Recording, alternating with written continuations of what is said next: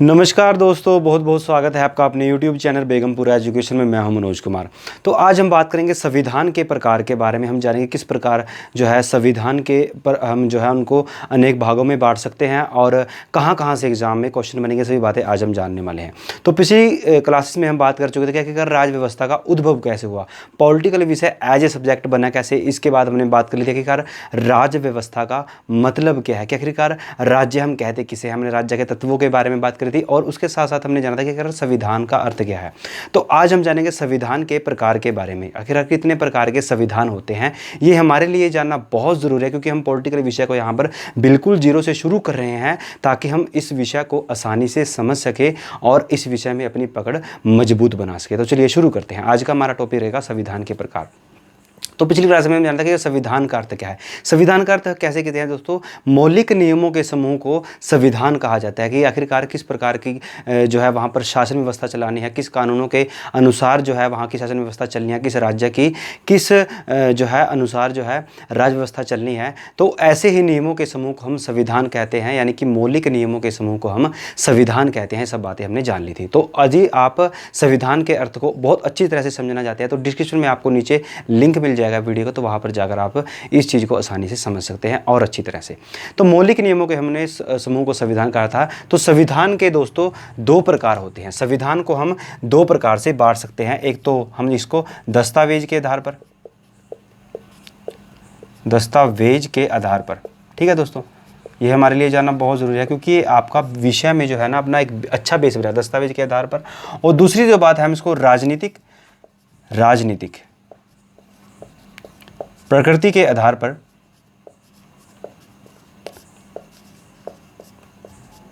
ठीक है दोस्तों। तो हम संविधान को दो भागों में बांट सकते हैं, एक तो राजनीतिक प्रकृति के आधार पर और दूसरा जो बात है एक है अपने दस्तावेज के आधार पर। तो सबसे पहले बात करें कि दस्तावेज के आधार पर हम संविधान को किस प्रकार बांट सकते हैं। दस्तावेज का मतलब क्या है, सबसे पहले दस्तावेज का मतलब है एक डॉक्यूमेंट, एक पुस्तक, ठीक है। तो हमने जाना था कि मौलिक नियमों के समूह को संविधान कहते हैं। जैसे कुछ नियम कानून होते हैं ना हमारे, जैसे राष्ट्रपति के कानून, संसद के कानून, राज्यसभा के कानून, विधानसभा के कानून। तो इन सभी कानूनों को हमने क्या किया, हमने एक पुस्तक में रख दिया और इस पुस्तक को ही हमने संविधान बोल दिया दोस्तों, आसान शब्दों में यदि मैं बात करूँ। तो जब दस्तावेज का मतलब क्या है, उसी डॉक्यूमेंट का मतलब है और उसी पुस्तक का मतलब है। तो पुस्तक यानी कि उस दस्तावेज के आधार पर हम संविधान को दो भागों में बांट सकते हैं, ठीक है। इस दस्तावेज के आधार पर हम संविधान को दो भागों में बांट सकते हैं। सबसे पहला है हमारा, एक तो है लिखित संविधान दोस्तों, लिखित संविधान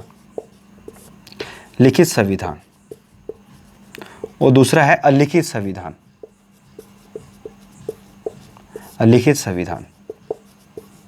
ठीक है। तो लिखित संविधान क्या होता है दोस्तों, लिखित संविधान का मतलब है जहां पर सभी प्रकार के नियम, जैसे 1 2 3 4 5 6 7 8, यानी कि नियम जो होता है जिसमें राष्ट्रपति के बारे में दिया गया है, संसद के बारे में दिया गया है, राज्यसभा के बारे में दिया। तो यदि हम इन सभी नियमों को एक पुस्तक में लिख देते हैं तो उस देश के संविधान को हम लिखित संविधान कहते हैं। जहां पर सभी नियमों को एक पुस्तक में लिख दिया जाता है तो उस पुस्तक को ही हम जो है लिखित संविधान कहते हैं। एग्जाम्पल के तौर पर दोस्तों हमारा है भारत का संविधान और दूसरे नंबर पे है हमारे अमेरिका का संविधान। तो भारत का संविधान कैसा संविधान है दोस्तों, लिखित संविधान है जो हमारी संविधान सभा द्वारा लिखा गया था, ठीक है दोस्तों। तो मौलिक नियमों, जब नियमों को हम जो है सीक्वेंस में एक पुस्तक में लिख देते हैं और बात स्पष्ट कर देते हैं कि किस व्यक्ति की क्या शक्ति रहेगी, किस संस्था की क्या शक्ति रहेगी, न्यायपालिका की शक्तियां क्या रहेगी, राज्यसभा की क्या रहेगी, संसद की क्या रहेगी, मंत्री क्या रहेंगी, प्रधानमंत्री क्या रहेंगी, इन सभी शक्तियों को, उनके कार्यों को, उनकी योग्यताओं को इत्यादि पूरे देश के शासन व्यवस्था को जब हम एक पुस्तक में लिख देते हैं तो उस देश के संविधान को हम लिखित संविधान कहते हैं। एक हमारा भारत देश का संविधान और दूसरे नंबर पर हमारे अमेरिका का संविधान। तो भारत देश का संविधान जो है दोस्तों हमारे पूरे विश्व में सबसे बड़ा संविधान जो है भारत देश का संविधान है। यदि एग्जाम में पूछ ले कि पूरे विश्व में लिखित संविधान कौन से देश का सबसे बड़ा है तो वो है दोस्तों भारत का संविधान। तो भारत के संविधान के बारे में धीरे धीरे आगे पढ़ेंगे, जानेंगे। और अमेरिका के बारे में आपको बता देता हूं, तो यदि एग्जाम में पूछ ले कि पूरे विश्व में लिखित संविधान कौन से देश का सबसे पुराना संविधान है, कौन से देश का सबसे पुराना लिखित संविधान पूरे विश्व में है, तो वो है दोस्तों अमेरिका का संविधान। अमेरिका का संविधान कब लिखा गया था दोस्तों? 1799 में ये जो है लागू हुआ था। ठीक है दोस्तों, अमेरिका का संविधान 1799 में हमारे पास आता है। और दूसरी जो बात है, ये पूरे विश्व का यदि आर्टिकल के अनुसार पूछ ले कि आर्टिकल का मतलब क्या होता है, जैसे 1 2 3 4 5 हमारे कुछ नियम होते हैं ऐसे ना, ऐसे कुछ नियम होते हैं। ठीक है, इसमें कुछ नियम होते हैं, राष्ट्रपति की शक्तियाँ, राज्यसभा की शक्तियाँ, ये वो फलाना टम, इसमें मतलब अनेक नियम होते हैं। इन्हीं नियमों को जब हम एक सीक्वेंस में रख देते हैं कि 2 नंबर में 2 आर्टिकल में बात करिए कि किस प्रकार को जो है प्रधानमंत्री को कार्य करना है, राष्ट्रपति को किस प्रकार कार्य करना है, 7 आर्टिकल में रख दिया, तो इन्हीं को हम जो है दोस्तों आर्टिकल कह देते हैं। कुछ नियमों को, जैसे हमारे कुछ नियम होते हैं हमारे घर में भी कि आपको खाना इतने बजे खाना है, घर में इतने बजे आना है, तो ये कुछ नियम होते हैं। जब इनके पीछे हम 1 2 रूल नंबर 1 रूल नंबर 2, ठीक है, यानी कि रूल नंबर 1 रूल नंबर 2, यानी कि इस प्रकार हम जो है उनको उनके पीछे एक नंबर लगा देते हैं, तो इन्हीं को हम दोस्तों आसान शब्दों में आर्टिकल कहते हैं। तो यदि पूछ ले एग्जाम में कि पूरे विश्व में कौन से देश का संविधान आर्टिकल के अनुसार छोटा है, तो वो है दोस्तों अमेरिका का संविधान। इसमें दोस्तों 7 आर्टिकल हैं। ठीक है दोस्तों, इसमें 7 आर्टिकल हैं दोस्तों। ठीक है दोस्तों, तो ये थे हमारे लिखित संविधान के बारे में बातें। तो अब हम बात करें कि आखिरकार लिखित संविधान किसे कहते हैं? अलिखित संविधान, यानी कि दस्तावेज के आधार पर हम संविधान को 2 भाग में बांटते हैं कि लिखित संविधान और एक अलिखित संविधान। अलिखित संविधान क्या है दोस्तों? ऐसा नहीं है यहाँ कि यहाँ सब कुछ लिखित है और वहाँ के व्यक्तियों को, यहाँ के जजों को, वहाँ के वकीलों को और जो जितनी भी जनता है उनको ऐसे ही नियम याद हैं कि हमारे तो फंडामेंटल राइट है, मौलिक अधिकार ये हैं, राष्ट्रपति की ये शक्तियाँ हैं, चुनाव ऐसे होते हैं, ऐसे होते हैं। तो ऐसा नहीं है दोस्तों, वहाँ पर भी जो नियम कानून है, सबसे पहले मैंने बात की कि मौलिक नियमों के समूह को संविधान कहते हैं, यानी कि नियम यहाँ भी हैं और नियम लिखित संविधान में भी है, नियम लिखित संविधान में है। लेकिन यहाँ पर क्या है, उन नियमों को एक सीक्वेंस में लिखा गया। जैसे हमारे भारतीय संविधान को यदि आप देखोगे ना, तो उसमें सीक्वेंस लिखा गया, आर्टिकल इतने हैं। यदि हमारा मूल संविधान की बात करें तो उसमें 395 अनुच्छेद थे। उन अनुच्छेद में बताया गया था किस प्रकार जो है देश प्रशासन चलाना है। तो वहाँ के जो नियम है ना, जहाँ पर लिखित संविधान है जिस देश में, उसमें क्या है, जो नियम है वो एक सीक्वेंस में नहीं दिए हैं दोस्तों। जैसे कि हमारे फंडामेंटल राइट अलग हैं, राष्ट्रपति की शक्तियाँ अलग हैं, ठीक है, और मंत्रियों की शक्तियाँ अलग हैं, कुछ अलग बिखरे बिखरे हुए से वहाँ पर नियम लिखे गए हैं अलग अलग जगह पर। लेकिन हमारे लिखित संविधान में क्या होता है, सभी बातें स्पष्ट तौर पर एक सीक्वेंस में लिख दी जाती हैं। तो ठीक है, लिखित संविधान कौन से देश के संविधान है, यहाँ से आपका एग्जाम में क्वेश्चन बनेगा। तो लिखित संविधान दोस्तों हमारा सबसे पहले है ब्रिटेन में। अच्छा, लिखित संविधान किसे कहते हैं ये आपको समझ में आएगा। लिखित संविधान उस देश के संविधान को कहते हैं जहाँ पर सभी जो बातें हैं वो स्पष्ट रूप से नहीं लिखी गई हैं, वो अलग अलग लिखी हुई हैं, तो उस देश के संविधान को हम लिखित संविधान कहते हैं। तो कौन से देश के संविधान जो है लिखित है, एग्जाम में यहाँ से आपके लिए क्वेश्चन होगा। सबसे पहले आता है दोस्तों ब्रिटेन का। ब्रिटेन का ज़्यादातर व्यक्ति याद ही रखते हैं, ठीक है। तो दूसरे नंबर पर आता है हमारा किसका, सऊदी अरब।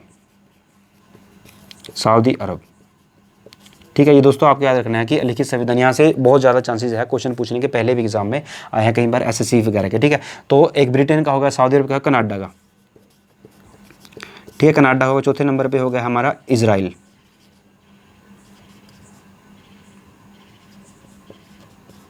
ठीक है। और 5वें नंबर पे आता है हमारा न्यूजीलैंड। यदि एग्जाम में पूछ ले कि कौन से देश का संविधान लिखित संविधान है, तो वहां पर दोस्तों 4-5 ऑप्शन दे देगा और उनमें से इन 5 में से किसी एक देश का नाम दे देगा। और यदि आपको 5 देश याद होंगे तो आप आसानी से अपना एक क्वेश्चन ठीक कर पाओगे। यदि लिखित पूछ ले तो उसमें भारत और अमेरिका का एग्जाम्पल आपको मैंने बता ही दिया, ठीक है दोस्तों। तो दस्तावेज की प्रकृति के आधार पर हमने संविधान को 2 भागों में बांटा। दस्तावेज यानी कि डॉक्यूमेंट, यानी कि पुस्तक के आधार पर। एक पुस्तक लिखित हो सकती है और एक जगह वहाँ पुस्तक जो नियम है वो अलिखित हो सकते हैं। तो संविधान के यहाँ पर 2 प्रकार हो गए। यदि हम राजनीतिक प्रकृति के आधार पर, राजनीतिक प्रकृति का मतलब क्या है कि वहां पर जो शासन है किस प्रकार का है, उस पुस्तक जो हमारे संविधान है उसमें किस प्रकार के शासन की बात की गई है, तो इसको भी हम जो है 2 भागों में बांट सकते हैं। किसको, राजनीतिक प्रकृति का। एक होता है हमारा दोस्तों एकात्मक, और एक शब्द है हमारे पास यहां पर संघात्मक। सबसे पहले हमें एकात्मक के बारे में बात करें। एकात्मक शब्द का आखिरकार अर्थ क्या है? एकात्मक का मतलब है एक, यानी कि जहां पर जो है पूरा का पूरा शासन एक संस्था द्वारा चलाया जाता है, जिसे हम कहते हैं केंद्र सरकार। केंद्र सरकार, केंद्र सरकार, यानी कि यहाँ पर जो पूरा पूरा शासन है, पूरे के पूरी शासन की शक्तियाँ हैं वो किसके पास है? केंद्र के पास हैं दोस्तों, केंद्र के पास। पूरे के पूरे ये हमारा पूरा एक देश है, उसमें जितने भी शासन नियम कानून है वो कौन बनाएगी? हमारी केंद्र सरकार बनेगी। इसमें हमारा कौन सा देश आता है? इसमें हमारा ब्रिटेन आता है दोस्तों, ब्रिटेन। यानी कि जैसे फॉर एग्जाम्पल मैं आपको और आसान बनाता हूँ, जैसे कि हमारे घर में है, यानी कि हमारे घर में है मम्मी और पापा। मम्मी और पापा ही जो है पूरे घर का शासन चलाते हैं कि क्या करना है क्या नहीं करना है। तो जिस घर में क्या होगा, जिस घर में हमारे एक व्यक्ति की चलेगी, जैसे कि फॉर एग्जांपल हमारे माता की जो है हमारे घर में सबसे ज़्यादा चलती है, तो वहाँ पर क्या होगा, हमारी माता के अनुसार ही पूरे घर का शासन चलेगा कि हमने कौन सा जो है गाड़ी लेनी है, कौन सा फ्रिज लेना है, किस दुकान से हमने घर का सामान लेके आना है, किस शादी में हमने जाना है, किस शादी में कितना सेकंड डालना है, ये सभी बातें हमारे माता जी डिसाइड करेंगे। तो यानी कि यहाँ पर पूरे घर की शक्ति किसके पास होगी? हमारी माता के पास। तो इसी प्रकार यदि किसी देश में क्या होता है, किसी देश में पूरा का पूरा शासन एक सरकार के पास होता है, और जहाँ पर हमारी जो होती है केंद्र सरकार होती है, केंद्र सरकार के पास जो है पूरे के पूरे शासन की शक्तियाँ होती है, तो उस देश के शासन को हम क्या कहते हैं? वहाँ पर कैसा है भाई? वहाँ पर जो है एकात्मक शासन है। जैसे कि हमारे घर में है, जो यदि हमारी माता की चलती है, यदि हमारे पिताजी की ही चलती है, यानी कि दोनों में से एक की चलती है, तो हम कहेंगे कि हमारे घर में तो हमारी माता जी का शासन है। यानी कि हमारे घर में कैसी व्यवस्था है? हमारे घर में एकात्मक व्यवस्था है दोस्तों। इससे आसान शब्दों में आपको नहीं मिलने वाला है कहीं। तो दूसरी जो शब्द है हमारे पास है संघात्मक। आखिरकार संघात्मक का मतलब क्या होता है कि किस देश में जो है राजनीतिक जो है प्रकृति जो है संघात्मक है, यानी कि वहाँ पर शासन की शक्तियाँ कैसी हैं। संविधान के अंदर जो बातें लिखी गई हैं शासन के बारे में बताया गया है कि वो शासन कैसा है किस देश में, यानी कि वहाँ पर जो शासन है वो कैसे चलाया जाता है। ठीक है। संघात्मक का मतलब होता है यहाँ पर सबसे पहले मतलब संघ, यानी कि जहाँ पर क्या होता है संघात्मक का मतलब एक और हमारा, यदि मैं बहुत आसान शब्द में तो विकेंद्रीयकरण। विकेंद्रीयकरण जहाँ पर क्या होता है दोस्तों शक्तियों का, जहाँ पर शक्तियों का विकेंद्रीयकरण होता है, तो वहाँ पर क्या होती है हमारी संघात्मक व्यवस्था। फॉर एग्जाम्पल जहाँ पर क्या होगा हमारी केंद्र सरकार होगी, और केंद्र सरकार की होगी नीचे हमारी राज्य सरकार। यानी कि केंद्र सरकार के पास कुछ शक्तियाँ होंगी, कुछ राज्य के पास कुछ अपनी शक्तियाँ होंगी, तो उस देश की शासन व्यवस्था कैसी होगी? हमारी संघात्मक होगी। फॉर एग्जाम्पल हमारे अमेरिका और कनाडा, अमेरिका और कनाडा में भी दोस्तों ऐसा ही है। अभी भारत के तौर पर बात करें हम, तो भारत में एक अलग ही प्रकार की व्यवस्था है जो बहुत ही खूबसूरत व्यवस्था है, जिसके बारे में अभी आपको बताऊंगा। तो राजनीतिक प्रकृति के आधार पर हम जो है संविधान को दो भाग में बांट सकते हैं। यानी कि संविधान के अंदर मैंने बात की दस्तावेज के आधार पर दो भाग हैं, एक लिखित है और एक अलिखित है। लिखित में क्या होता है सारी शक्तियाँ स्पष्ट होती हैं, पूरी तरह लिख दिया जाता है कि राष्ट्रपति क्या करेंगे या नहीं करेंगे, पूरा सिक्वेंस वाइज होता है। यहाँ पर अलिखित में क्या होता है दोस्तों कुछ परंपराएं होती हैं और कुछ लिखित नियम जो होते हैं वो अलग अलग होते हैं, जैसे कि हमारे फंडामेंटल राइट अलग हैं, राष्ट्रपति शक्ति अलग है, तो उस देश के संविधान को हम लिखित संविधान कहते हैं। ठीक है।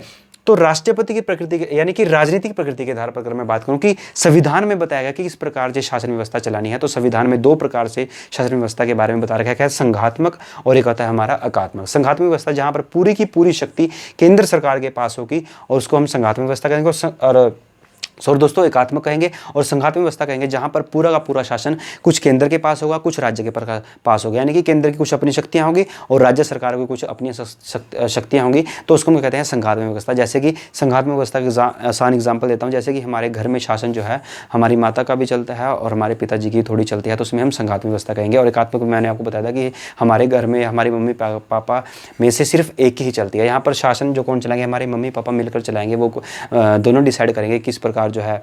कुछ हमारे माता की शक्तियाँ होंगी कि मैं जो घर के राशन वगैरह आता है वो हमारी माता डिसाइड करेंगे किस दुकान से लेके आना है, किससे नहीं लेके आना है, और जो फ्रिज वगैरह हमने टीवी वगैरह लेना है, गाड़ी वगैरह लेनी है, वो हमारे पिताजी डिसाइड करेंगे। यानी कि दोनों की अलग अलग शक्तियाँ, लेकिन शक्तियों का यहाँ पर बंटवारा किया गया। यहाँ पर दोनों जो है निर्णय ले रहे हैं संघात्मक व्यवस्था में हमारे मम्मी और पापा, और एकात्मक व्यवस्था में कौन है हमारे फादर साहब निर्णय ले रहे हैं या फिर हमारी माता जी। ठीक है।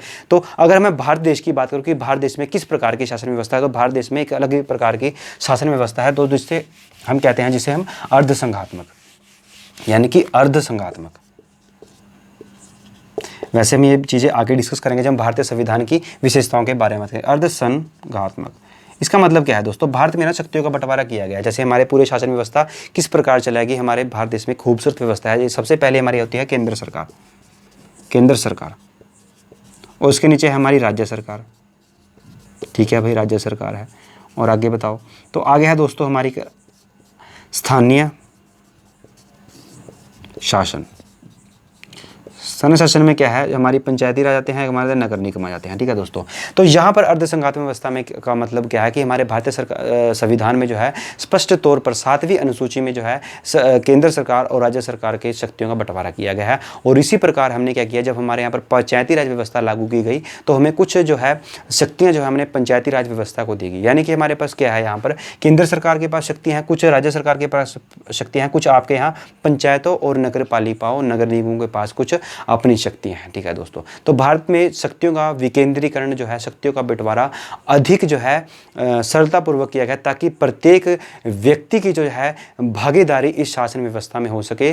पूरे देश की शासन व्यवस्था यहाँ पर जो है आम जनता द्वारा चलाई जाती है। जैसे कि आपके यहाँ पर सरपंच बनते हैं, फिर राज्य के स्तर पर हमारे यहाँ पर क्या बनते हैं, MLA वगैरह बनते हैं, फिर केंद्र के स्तर पर हमारे यहाँ पर MP वगैरह बनते हैं। तो ये शासन व्यवस्था कौन चलाता है, तो हमारे बीच में से ही चुने हुए व्यक्ति चलाते हैं, और जिनको हम प्रत्यक्ष निर्वाचन यानी कि वोट डालकर आप सभी पंचों को, वहाँ अपने क्षेत्र के MLA को और MP को आप वोट डालकर चुनते हैं। तो ये थे संविधान के प्रकार। तो आज हमने जाना कि संविधान के प्रकार जो है 2 भागों में बांट सकते हैं हम संविधान के प्रकार को। एक तो है हमारा दस्तावेज के आधार पर, एक है हमारा राजनीतिक प्रकृति के आधार पर। तो दस्तावेज के आधार पर कितने हो गए संविधान, एक लिखित संविधान हो गया और एक अलिखित संविधान हो गया। ठीक है, और राजनीतिक प्रकृति के आधार पर यदि मैं बात करूं तो होता है हमारा संघात्मक संविधान, एक होता है हमारा एकात्मक संविधान। संघात्मक संविधान उसे कहते हैं जहां पर जो है केंद्र और राज्य के बीच शक्ति का बंटवारा स्पष्ट तौर पर किया जाता है। और एकात्मक शासन व्यवस्था किसे कहते हैं, जहां पर जो है पूरी की पूरी शासन व्यवस्था जो है केंद्र सरकार द्वारा चलाई जाती है। और अर्धसंघात्मक व्यवस्था जो कहाँ पर उपलब्ध है, ये हमारे भारत में है। यहाँ पर केंद्र सरकार के पास कुछ शक्तियाँ हैं, कुछ जो है राज्य के पास शक्तियाँ, कुछ हमारे स्थानीय सरकारों के पास जो है शक्तियाँ। तो ये आज का हमारा टॉपिक था संविधान के प्रकार। तो आने वाले दिनों में हम संविधान को बहुत अच्छी तरह से समझेंगे। पॉलिटिकल विषय को हम बिल्कुल जीरो से शुरू कर रहे हैं दोस्तों। अपने दोस्तों के साथ वीडियो से ज़्यादा शेयर कीजिए यदि आपको अच्छी लगती है तो दोस्तों। यदि आप चाहते हैं इंडियन पॉलिटी में अपना बेस क्लियर करना तो हमारे साथ बने रहिए और अपनी स्टडी की रिविजन करते रहिए। धन्यवाद।